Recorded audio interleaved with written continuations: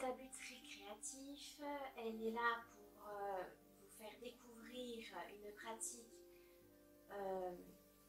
holistique, mais attention, elle ne remplace en aucun cas la médecine traditionnelle.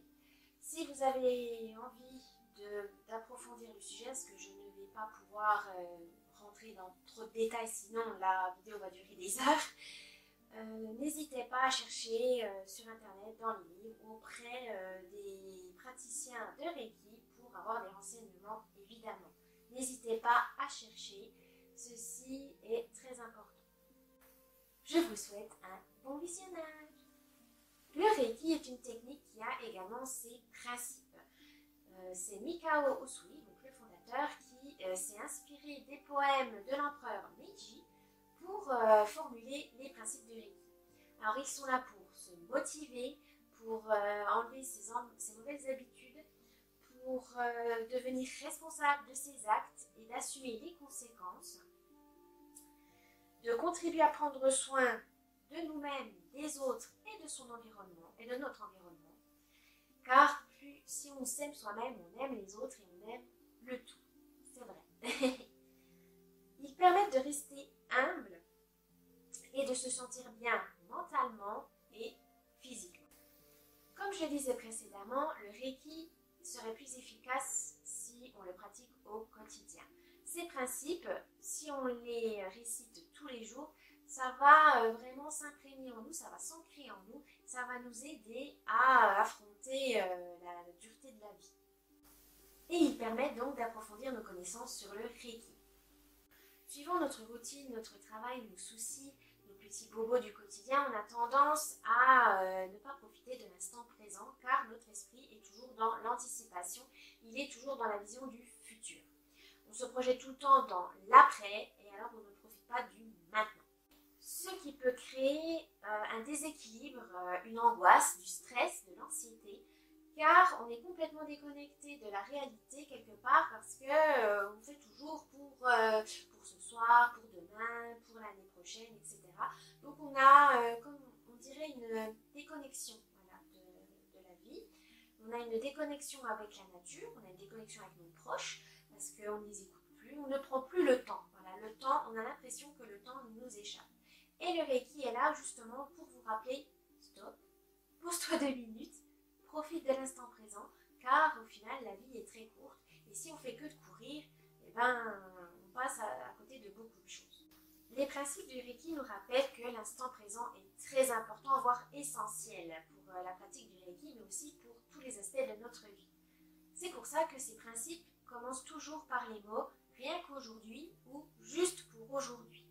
Vraiment, c'est pour nous fixer dans le temps en se disant « c'est bon, je me pose 2 minutes, 5 minutes, 1 heure pour moi, pour prendre soin de moi ». Ça correspond à l'ici et maintenant, c'est-à-dire que ça nous permet de ne pas ressasser le passé et ni de se projeter dans le futur. Là, ça nous force à nous dire « attendez, alors là, je me pose, donc maintenant, qu'est-ce que je fais ? Qu'est-ce que je ressens ? Où je vais ?» Non, là, il faut dire « qu'est-ce que je fais ? Qu'est-ce que je ressens ?» C'est vraiment qu'est-ce que je pense, etc. Mais les pensées du passé et du futur doivent être mises de côté le temps du soin. Si vous n'arrivez pas à vous concentrer sur vos pensées qui puissent vous amener sur l'instant présent, vous avez des exercices de respiration. La sophrologie est très efficace pour ça, ainsi que la méditation. Ça vous permet de visualiser des images, etc., mais sur l'instant présent. C'est très important et comme ça, ça vous aidera à intégrer ces principes du Reiki et aussi à laisser le Reiki faire son travail. C'est vraiment important de laisser les ressentis, nos ressentis venir. Voilà. On met les pensées de côté, mais on laisse son corps s'exprimer. On est à l'écoute de son corps pour voir où est le problème, où est la douleur et où il faut-il travailler justement pour apaiser, pour soulager, etc. Ces principes de Reiki peuvent être récités à voix haute ou non, c'est selon vous, c'est comme vous voulez. Ça peut vous être des petits mémos, voilà, si vous en avez besoin, n'hésitez pas à y penser, ça vous remettra dans l'instant présent tout de suite. On peut dire que ces principes peuvent agir comme des petits mots de motivation, des prières, des mantras, si vous les récitez assez souvent. N'hésitez pas à le faire tous les jours ou faites-le quand vous en avez vraiment besoin. Mais c'est vrai que c'est plus efficace et on les comprend mieux quand on le dit au quotidien, évidemment. C'est une pratique qui peut être, voilà, qui peut durer toute sa vie, donc n'hésitez pas. Plus on les assimile, plus on comprend l'importance de ces mots. Mais je vais vous dire donc ces 5 principes depuis le temps. Donc je vais enfin vous les dire. Donc les 5 principes du Reiki, c'est 1.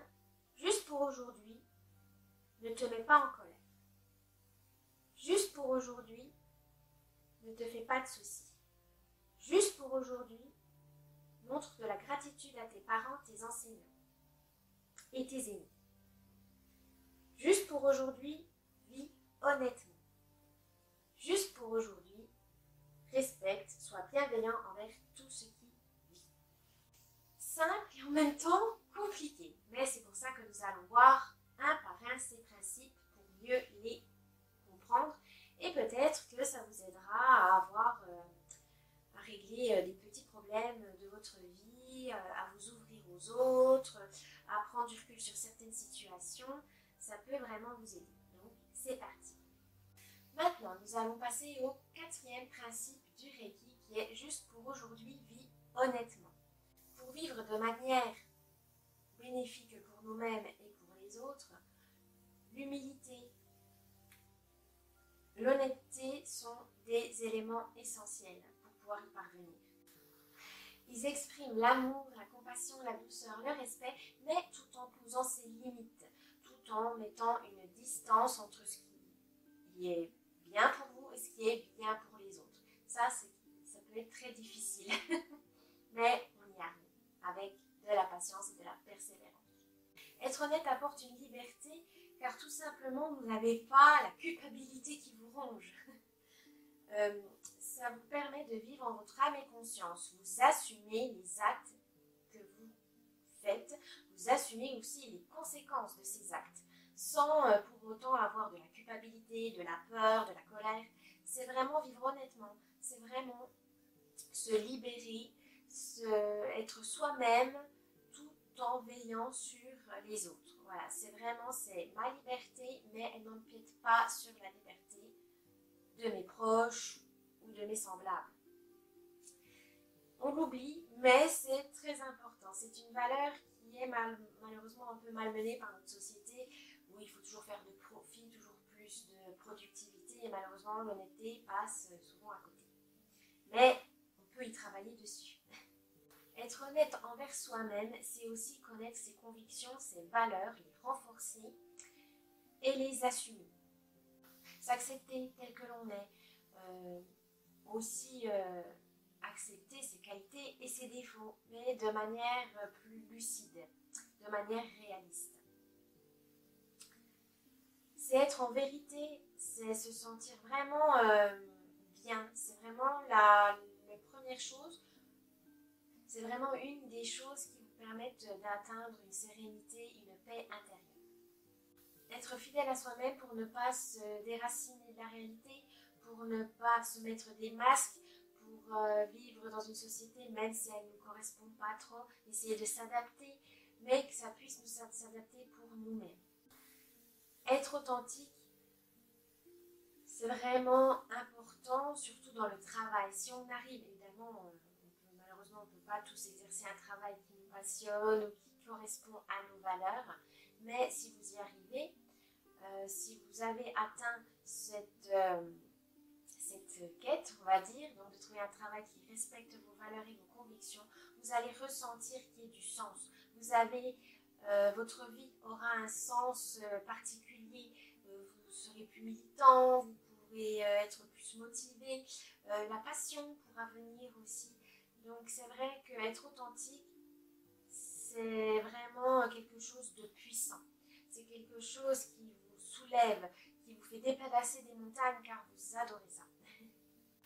Honorer son travail est un moyen de gagner de l'estime de soi. Et ça, c'est très, très important pour pouvoir renforcer sa confiance en soi et peut-être même trouver des moyens pour que ce travail soit moins douloureux, soit moins pénible pour vous. Et le Reiki vous aide justement à voir cette évolution, à voir comment vous pouvez tirer d'une situation négative en situation positive. Surtout au travail, savoir que même si vous ne l'aimez pas, si ce n'était pas votre travail voilà, de rêve, ce n'est pas grave, vous pouvez toujours en tirer un bénéfice. Vous pouvez toujours voir les choses différemment, qui puissent vous donner une meilleure manière de vivre, une vie plus enrichissante, peut-être un travail voilà, qui vous plaira plus. Quand on est optimiste, quand on est positif, c'est vrai que on voit les choses différemment.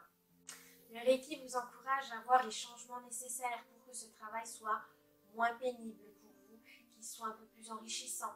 Et c'est vrai que prendre le temps de faire une pause, de s'installer quelques minutes en disant voilà, qu'est-ce que je fais, qu'est-ce que j'aime, comment je pourrais m'améliorer, comment je peux améliorer mon travail, ça va vraiment vous amener à avoir une honnêteté envers vous-même, mais aussi envers votre employeur. Parce que des fois, on est tellement dans nos tâches qu'on ne voit pas forcément certaines choses qui pourraient être tellement plus faciles ou tellement plus accessibles. Vivre honnêtement, c'est aussi respecter les autres, vivre en communauté, avoir un savoir-vivre. Mais aussi, c'est se faire respecter, ne pas faire toujours plaisir aux autres, ne pas se mettre un masque pour ne pas se montrer vraiment, pour pouvoir se protéger des mauvaises personnes ou pour correspondre à une image, à un idéal que les autres voient de vous.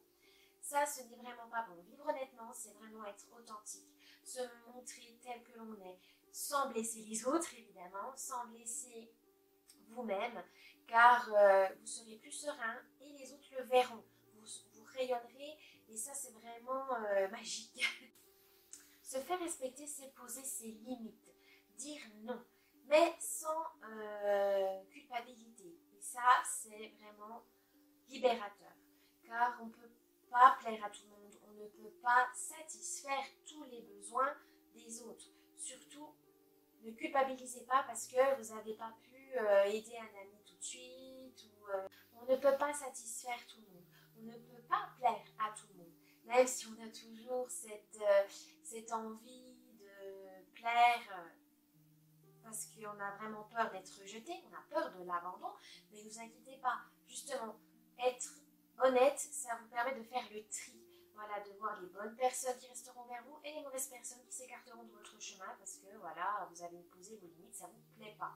C'est aussi très révélateur des relations, ça fait le tri et des fois ça peut nous paraître douloureux, mais au final, sur le long terme, c'est très bénéfique pour vous car vous aurez un esprit plus clair et vous aurez des relations vraiment plus sincères, tout simplement.